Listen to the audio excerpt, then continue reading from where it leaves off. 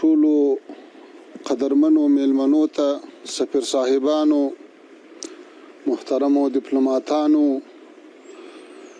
او د نړیوالو سازمانونو استازو ته ښه راغلاست وایم. خوشحاله یم چې د مبارکې روزې له دې فرصت نه دا استفاده کوم چې تاسو سره په دې روزه ماتي کې د بهرنیو چارو په وزارت کې وینم، بیا هم هر کله راسئ. څه وخت مخکې مې د روژې په نیمایي کې عمان سلطنت ته سفر درلود چې یو ډېر ښه سفر و او ډېر ښه لیده کاته وسو، او دا لومړی ځل و چې په لوړه کچه د افغانستان او عمان سلطنت تر مابینځ راشه درشه شروع سو. همدارنګه د سیمې له هیوادونو سره او د نړۍ له هیوادونو سره هم تعاملات او راشه درشه ورځ په ورځ نوي پړاو ته داخليږي او تعامل زیاتیږي. خوشحاله یم چې په اقتصادي برخه کې هم د هیواد وضعیت ښه لوري ته روان ده.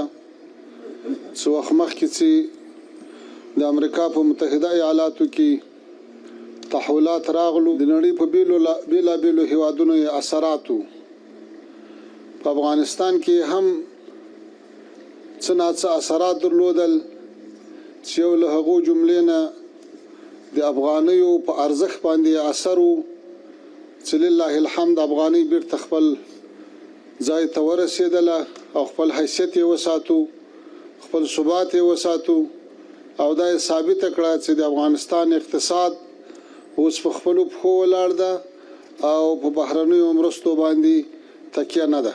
په بیلابیلو برخو کې په لویو پروژو باندې کار روان ده، ځینې بشپړې سوي دي او ځینې شروع دي چې دا هم یوه ښه لاسته راوړنه ده.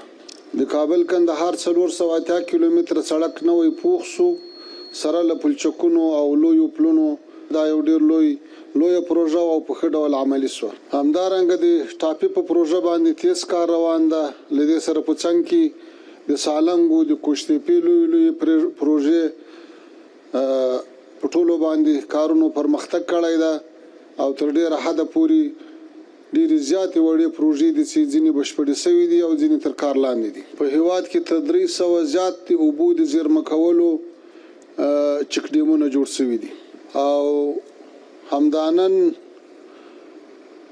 د تورخم لاره چې له تیرو 3 هفتو نه بنده وه، له پاکستاني لوري سره د خبرو تفاهم له لارې خلاصه سوه. دواړه هیوادونه باید کوشش وکړي چې خپل مشکلات د تفاهم او مذاکرې له لارې حل کړي او داسې اقدامات ونیسي چې عامو خلکو ولسونو ته ضرر رسي. او موږ 5 نور ګاونډي هیوادونه لرو لکه چین، تاجکستان، ازبکستان، ترکمنستان، ایران.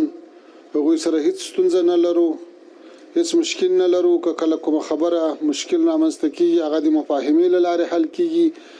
هیله ده چې د ګاونډي هیواد پاکستان سره هم په همدغسې شکل باندې مسایل حل سي او مشکلاتو ته د پای ټکی کېښودل سي. په تیرو 4 لسیزو کې په میلیونونو افغانان مختلفو هیوادو ته مهاجر سوي دي، خصوصا پاکستان او ایران ته. د موږ هیله دا ده چې له دې نه وروسته هم لکه څنګه چې تر اوسه پورې مهمان نوازي سوې ده، په راتلونکي کې هم قدر وسي او د دې راستنېدنه په تدریج سره وي او په برابرمندانه شکل سره وي.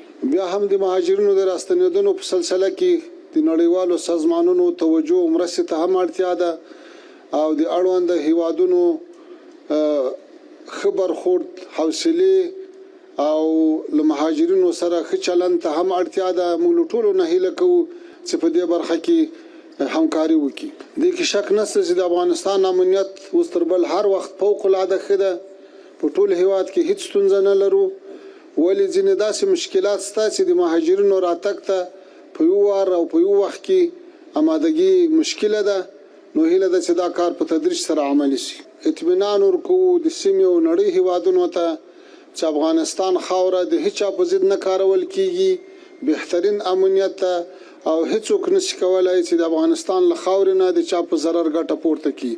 دا وضعیت په تیرو څه کم 4 کالو کې ټولو ته ثابت شو.